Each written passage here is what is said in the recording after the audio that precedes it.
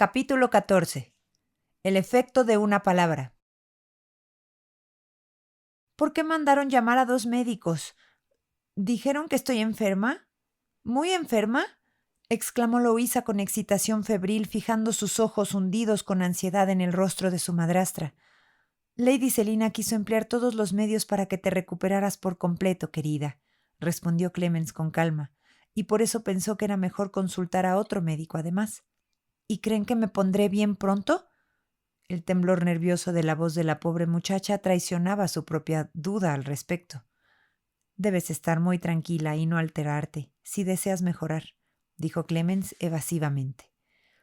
¿Pero qué dijeron? Quiero saberlo. Louisa hizo un esfuerzo vano por incorporarse en la cama. Dijeron, el doctor Howard dijo que tu juventud jugaba mucho a tu favor. Pero ¿no pensó que estoy muy enferma? Pensó que estás enferma, querida Louisa, respondió Clemens mientras posaba suavemente su mano sobre la de la enferma. Pero no muriéndome. ¿No muriéndome? La lengua agitada apenas podía articular las palabras, mientras la mirada vidriosa se tornaba aún más intensa y angustiosa. Clemens sentía ese momento sumamente doloroso. No se atrevía a engañar a un alma que quizá estaba por ser lanzada al insondable mar de la eternidad. Y sin embargo, su temor de que una sola palabra apresurara el desenlace que temía casi le vencía el valor. «Oremos para que tu vida sea prolongada, querida Louisa», respondió al fin. «Todo está en manos de nuestro Señor misericordioso. Él puede devolverte la salud y hacer de esta prueba una bendición». «Yo no puedo orar», dijo Louisa, sombríamente. «Nunca pensé mucho en Dios cuando estaba bien. No me atrevo a pensar en Él ahora. ¿Es tan terrible morir?» Y se aferró convulsivamente a la mano de Clemens. Y sin embargo, para algunos ha sido dulce morir. ¿Ah, sí? ¿Para algunos? Para los religiosos, para los buenos.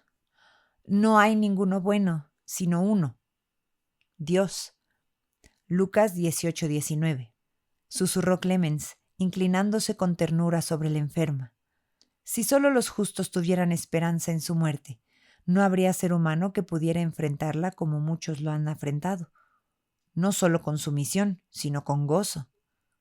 «¿Qué quieres decir?», preguntó Louisa débilmente.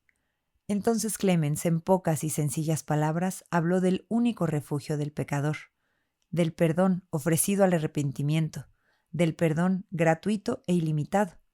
Apenas sabía si Louisa la comprendía, aunque sus palabras eran tan simples como las dirigidas a un niño.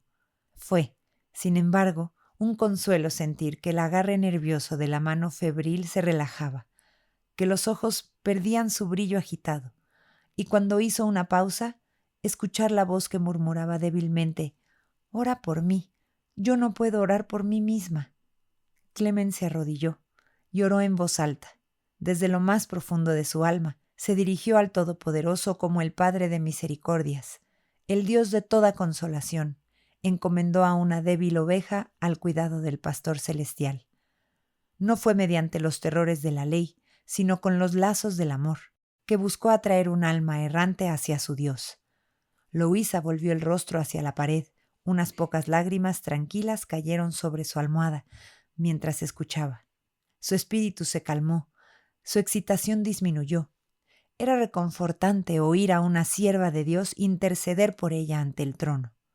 Cuando Clemens se levantó de sus rodillas, Louisa permanecía en calma. Le agradeció con una leve presión de la mano y, cerrando los ojos, parecía dispuesta a dormir.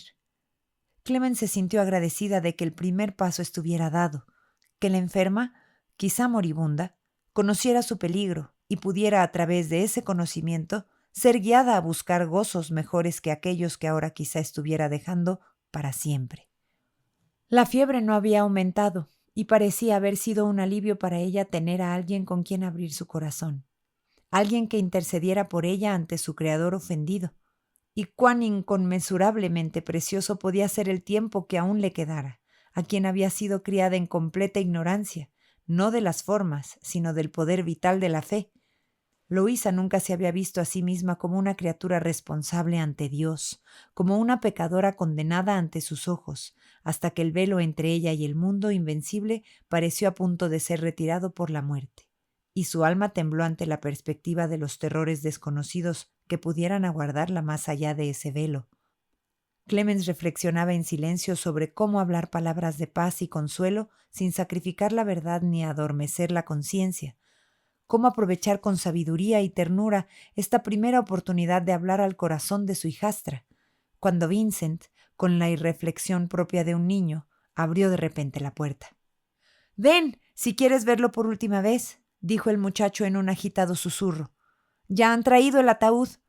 El solo anuncio bastaba para tocar una fibra dolorosa en Clemens, quien había amado a su tío con gratitud y afecto.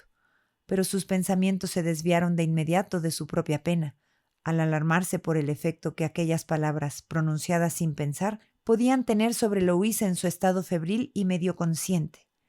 Clemens había procurado, y no sin éxito, llevar la mente de la pobre muchacha más allá de la muerte misma, hacia el ser grande y misericordioso que la había transformado, para sus siervos fieles, en solo un tránsito hacia la vida eterna. Pero la frase imprudente de Vincent, mal comprendida por la paciente, a quien Clemens había ocultado cuidadosamente la muerte del capitán, trajo de golpe ante ella todo el horror del rey de los terrores.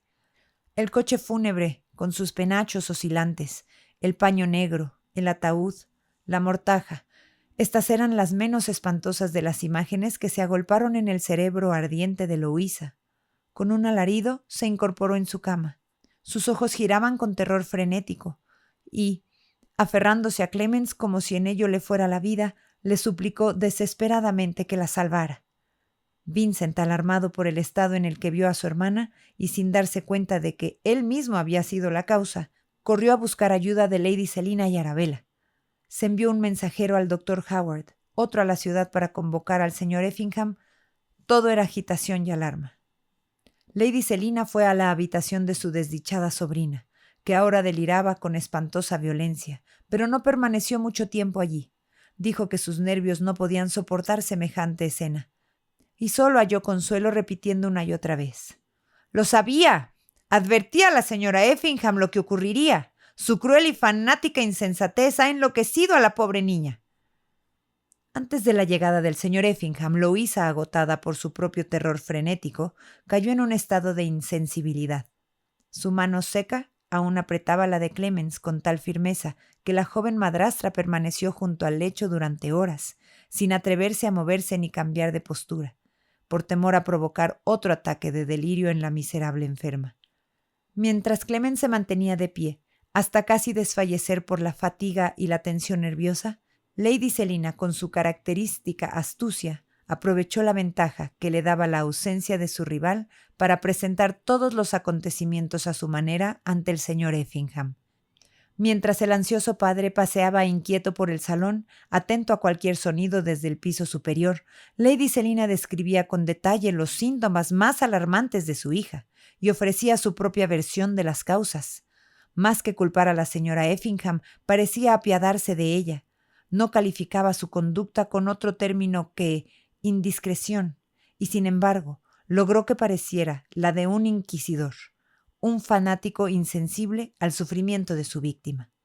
Por primera vez en su vida, el señor Effingham se sintió irritado con su esposa, y cuando, ya entrada la noche, Clemens se le acercó con lágrimas de gratitud brillando en los ojos para decirle que la paciente respiraba con más calma y que la fiebre parecía haber disminuido, él la recibió con una frialdad y seriedad que le atravesó el corazón como una daga. «Volveré a velar a Louisa esta noche», dijo Clemens, luchando por contener la emoción que casi le ahogaba la voz. «Sería mejor que dejaras ese cuidado a la enfermera que Lady Selina, con gran consideración, ha contratado», respondió su esposo con cierta aspereza. «Tiene experiencia y buen juicio, y todo será más adecuado así». Ni una palabra de ternura tras todo lo que había sufrido, ni una mirada amable que recompensara su entrega al cuidar a su hija durante una noche en vela, un día miserable. Una sensación de vértigo se apoderó de Clemens, un desmayo en el alma, una fatiga abrumadora del cuerpo y del espíritu. No dudaba de que su esposo había sido influido por Lady Selina, pero no tenía fuerzas ni ánimo para defenderse de acusaciones que apenas comprendía. Con paso lento y cansado, Clemens volvió a la habitación de la enferma, dispuesta a acatar la voluntad de su esposo, pero pronto descubrió que no sería posible. Louisa, cuyo estado variaba entre acceso de excitación y depresiones nerviosas, no podía soportar la presencia de una extraña, y con angustiosa insistencia suplicó a su madrastra que no la dejara. Clemens pasó otra noche sola con la muchacha sufriente. El sonido de su voz, el contacto de su mano, las notas suaves de un himno cantado en voz baja, parecían tener más poder para calmar a la enferma que todos los recursos médicos. Louisa, que en sus días de salud había despreciado y detestado a su madrastra, ahora parecía verla como un ángel protector, cuya presencia podía ahuyentar los espantosos fantasmas que su imaginación febril evocaba. Apenas podía tolerar que Clemens se apartara de su lado por un instante.